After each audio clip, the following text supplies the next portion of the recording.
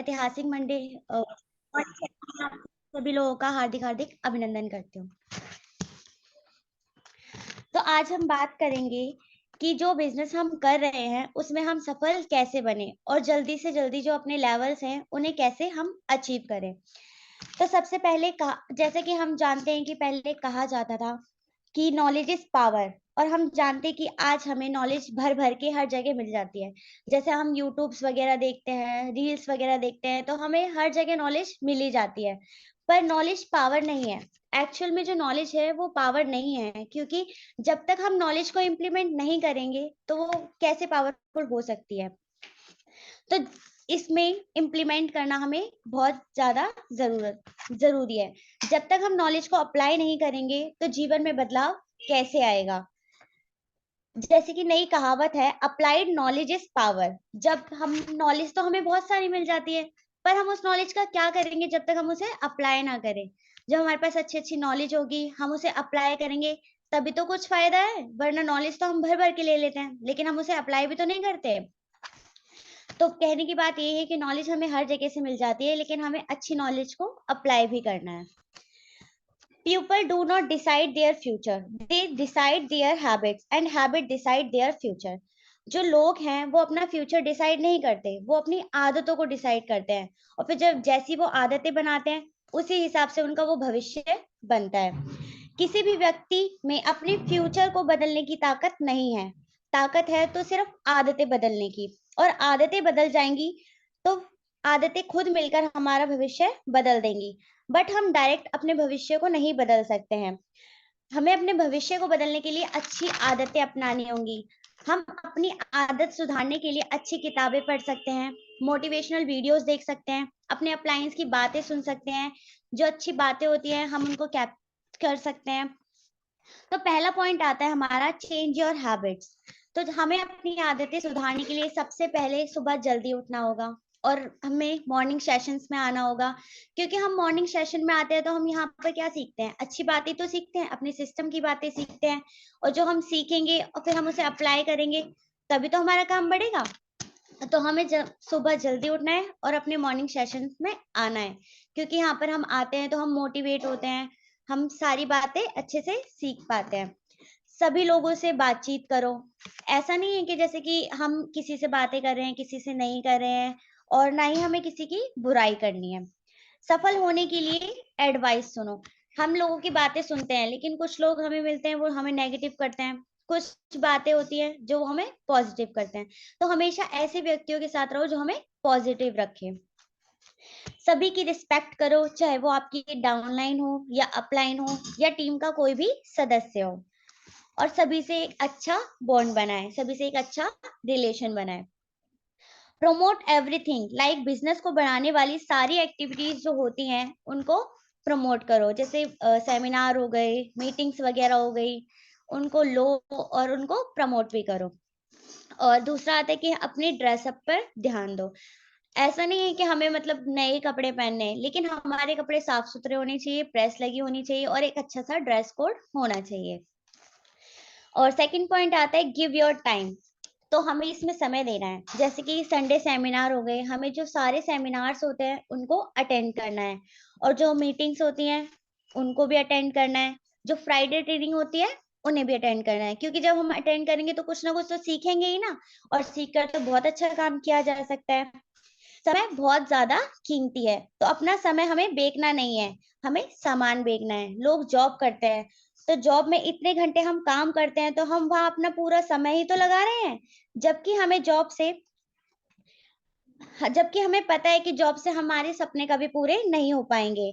हम हम जो भी हमारे सपने हैं उनको पूरा सिर्फ हमारी सेफ शॉप ही कर सकती है। तो जब हम जॉब में इतने घंटे अपने लगाते हैं, तो क्या हम थोड़ा समय अपने सेफ शॉप को नहीं दे सकते। जॉब में हम अपना समय बेचकर पैसे कमाते हैं। और तीसरा पॉइंट आता है connect with your upline and system. हमेशा अपने अपलाइन के कांटेक्ट में रहें, अपनी अपलाइन की बातें माने और उनकी बातों को फॉलो भी करें।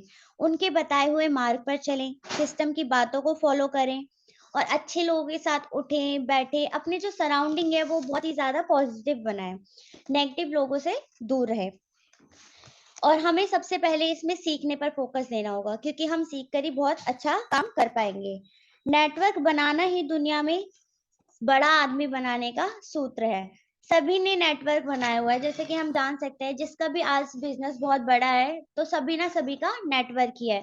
जैसे कि मैकडॉनल्ड्स हो गए, डोमिनोज़ हो गए, जियो, एयरटेल, इन सब का नेटवर्क ही तो फैला हुआ है। और अब मैं आपको बताती हूँ जे पॉल गेटी के सिद्धांत। आप अपना स्वयं का व्यापार करें, नौकरी नहीं। हमें अपना खुद का व्यापार करना है, हमें नौकरी नहीं करनी, क्योंकि हमें पता है कि हमें व्यापार से क्या मिल सकता है, हमें सेफ शॉप से क्या मिल सकता है और क्या नहीं मिल सकता।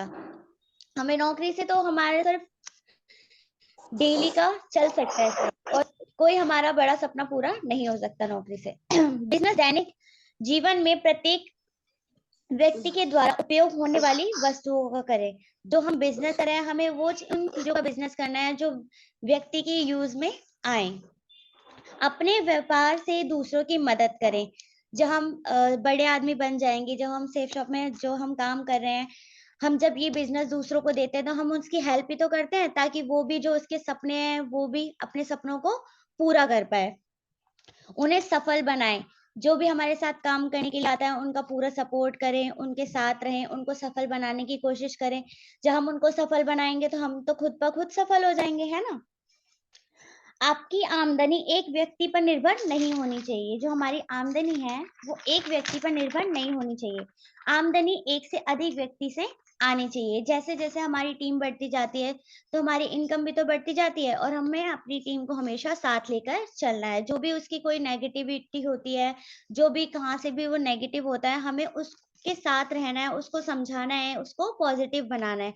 क्योंकि अभी वो नया आया है, तो उसको इतनी जल्दी समझ में नहीं आएगा, इसको समझने में भी तो टाइम लगेगा। इस वजह से उसको जो भी एक्टिविटीज़ सिस्टम की होती है, वो सारी एक्टिविटीज़ को फॉलो करवाएँ। 4th पॉइंट आता है हमारा फोकस का। अगर ज़िंदगी में सुकून चाहते हो, तो फोकस अपने काम पर करो, लोगों की बातों पर नहीं। क्योंकि लोगों को तो सिर्फ़ बातें बनानी आती हैं। वो हमारे घर में खर्चा पानी देने के लिए नहीं आएँगे। तो हमें अपने काम पर फोकस करना है, लोगों की फालतू की बातों पर ध्यान नहीं देना है। सेल्फ कॉन्फिडेंस, अपना खुद का कॉन्फिडेंस इतना मजबूत रखो कि मतलब कोई दूसरा बंदा हमें नेगेटिव ना कर पाए, और हम कॉन्फिडेंटली अपनी बातें दूसरों पर रख पाए। पहले सीखो फिर सिखाओ। सबसे पहले जब हम सिस्टम में आते हैं, तो हम सीखने पे ही तो फोकस करते हैं। जब हम धीरे धीरे सीखेंगे, तभी तो हम अपनी टीम को आगे सिखा पाएंगे। सिंगल माइंड से काम करो। हमें सिंगल माइंड से काम करना है। ज़िम्मेदार बनो। जो भी रिस्पॉन्सिबिलिटी हमें अपने टाइम के अनुसार मिलती हैं, जैसे-जैसे हमें लेवल के अनुसार हमारी रिस्पॉन्सिबिलिटी बनती है, अपनी रिस्पॉन्सिबिलिटी को अच्छे से पूरा करो। अपनी जो ज़िम्मेदारियाँ हैं, उनको अच्छे से निभाओ। टारगेट पर फोकस। जो भी कोई टारगेट वगैरह होता है, जो भी आपका ड्रीम हो, टारगेट हो, उस पर फोकस करो। डायमंड शिप देखेंगे, जहाँ अब हम देख रहे हैं कि 11 मार्च को डायमंड शिप है। जब हम डायमंड शिप में देखने को जाएँगे, तो हमें वहाँ पर मतलब इतना ज़्यादा हम मोटिवेट हो जाएँगे ना, कि हम वहाँ पे जाके देखेंगे कि हाँ भाई, ये जो प्रोग्राम है, बस जल्दी से जल्दी हम अपनी भी डायमंड शिप देखें। वहाँ पर जाके हम एकदम मुट्ठी बाँध के आ जाएँगे कि हाँ, हमें इसके लिए एकदम बढ़ के अच्छे से काम करना है। और जो हमारा कॉन्फिडेंस होगा, वो भी बहुत ज़्यादा हाई हो जाएगा। सफलता तब मिलती है जब आपके सपने आपके बहानों से ज़्यादा बड़े होते हैं, क्योंकि लोग ज़्यादातर बहाने बनाते हैं। अब जो लोग बहाने बनाएँगे, उनको सफलता कैसे मिल पाएगी? आज छोटी चीज़ों को पाने के लिए हम बड़ी चीज़ों से सैक्रिफाइस करते हैं। छोटी चीज़ों को हम पाने के लिए सैक्रिफाइस करते हैं। हमारे पास मूवी देखने का टाइम है, हमारे पास फ़ोन चलाने का टाइम है, हमारे पास रील्स देखने का टाइम है। जब टाइम आता है अपने काम पर फ़ोकस करने का, अपना काम करने का, तब हम मुकर जाते हैं। तब हम सोचते हैं कि चल छोड़, आज नहीं कल कर लेते हैं, आज आराम कर लेते हैं। लेकिन अभी हम आराम को छोड़ देंगे, तो आगे आने वाले जो जीवन में हम बिल्कुल अच्छे से आराम कर सकते हैं।